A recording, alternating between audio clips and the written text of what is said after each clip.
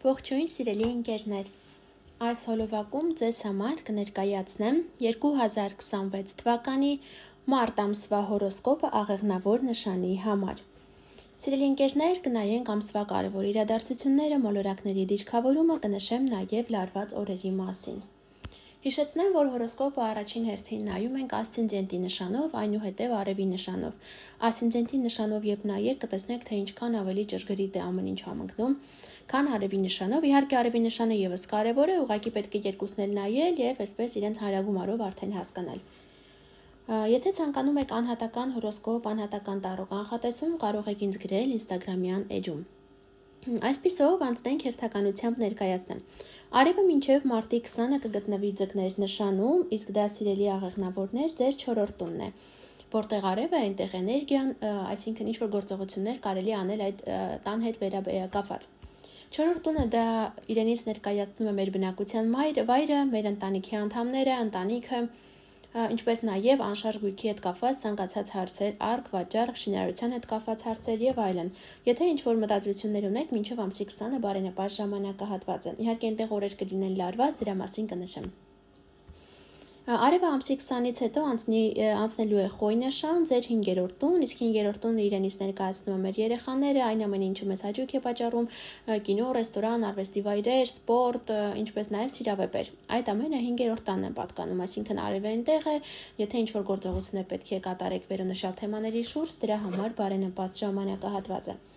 Մերկուրի մոլորակը մինչև մարտի 20-ը գտնվելու է ձկներ նշանում, ձեր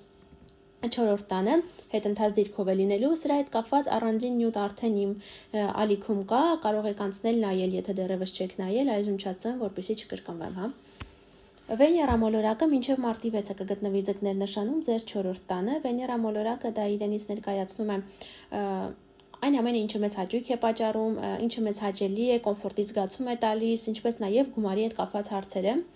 Քանի որ 4-րդ տանն է, կարծում եմ, որ այդ ժամանակահատվածում շատեր ինչ-որ փոփոխություններ գուցե ցանկանան տանը մտցնել, ինչպես նաև ինչ-որ գումարներ կարող է ստանալ արքից կամ վաճառքից։ Իհարկե վաճառել կարելի է, բայց գնել խորհուրդ չեմ տա այդ ժամանակահատվածում ինչ-որ կարևոր արժեքավոր բան, որովհետև Մերկուրին հետընթաց է լինելու հենց 4-րդ տանը եւ գուցե ինչ-որ բան գնեք եւ հետագայում փոշմանեք։ Մարս մոլորակը ամսի 2-ից սկսած մինչև ամսվա վերջ կգտնվի ձկներ նշանում ձեր 4-րդ տանը, Մարսը էներգիա է, հա,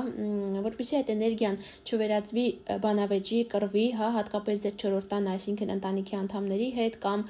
ինչ-որ մարդկանց հետ, ում հետ արքու վաճառք պետք է ունենաք, լավ կլինի, որ զբաղվեք սպորտով, որպեսզի Մարսի այդ էներգիան հանգստացնեք, ուստի տարաձայնություններ լինեն տանը։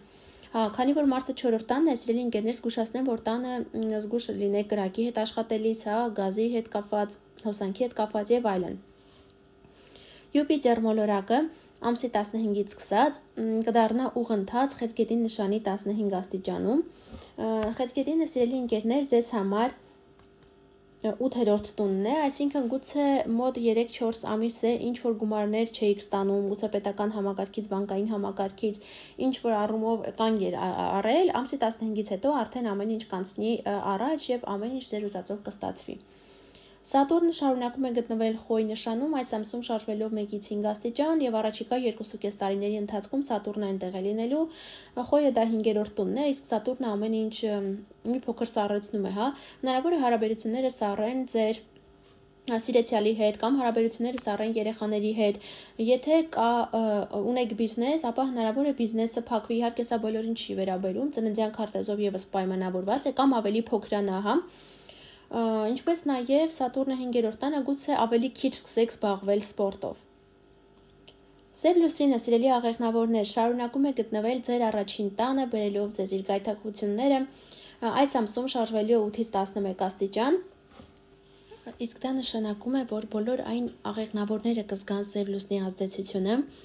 ովքեր ասցենդենտով աղեղնավոր են, ասցենդենտը գտնվում է 8-ից 11 աստիճաններում կամ ովքեր ծնվել են ամսի վերջից, այսինքն նոյեմբերի 30-ից մինչև նոյեմբերի 30-ից մինչև դեկտեմբերի, հիմա նշեմ, դեկտեմբերի 3-4 ընկած ժամանակահատվածում։ Սիրելի ընկերներ, եթե այս օրերին է ձեր ծնունդը, զգուշ եղեք, որպեսզի սև լուսնի ազդեցության տակ չընկնեք։ Կարող եք հիշել մոտ 9 տարի առաջ ինչ այսպես լարված իրավիճակ է եղել ձեր կյանքում, նման իրավիճակ կարող է կրկնվել նաև այս ամսվա ընթացքում կամ առհասարակ առաջիկա ամիսների ընթացքում, իսկ ում մասին որ նշեցի, որ օրերի ծնվածները, այս օրերի ծնվածները պետք է ավելի շատ զգուշանան սև լուսնի ազդեցության տակ ընկնելուց,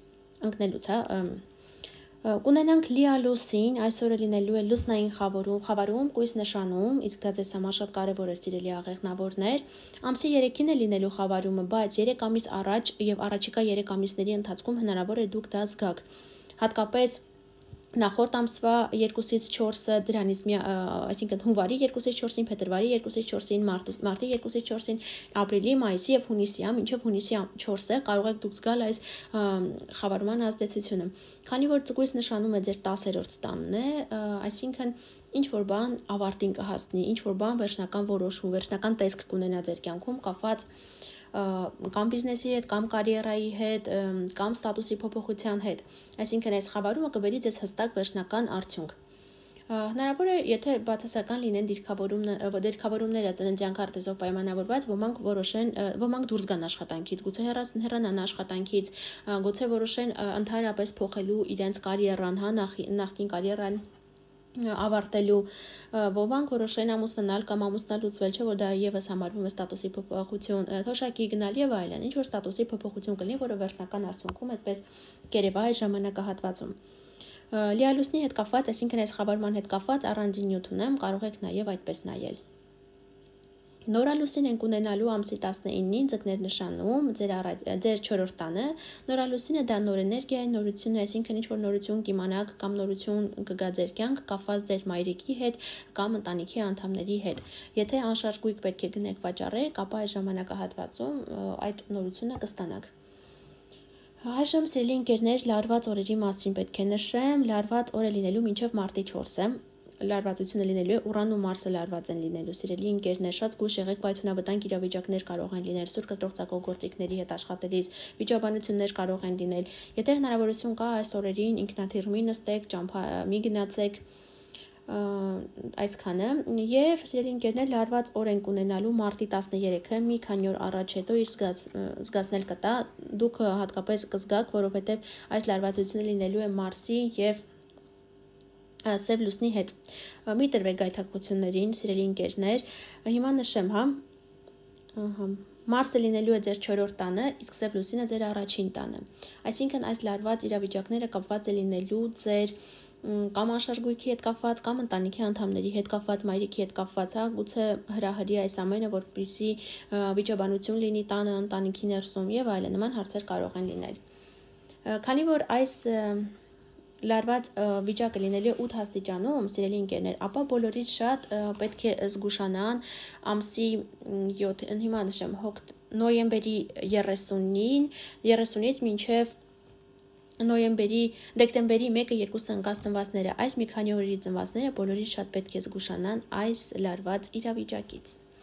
Այսքանը կապված այս ամսվա հետ, բաժանորդագրվեք ալիքին, սեղմեք զանգակի կոճակին, որ բաց չթողնեք գալիք ամիսների կանխատեսումները։ Շուտով կհանդիպենք, ցտեսություն։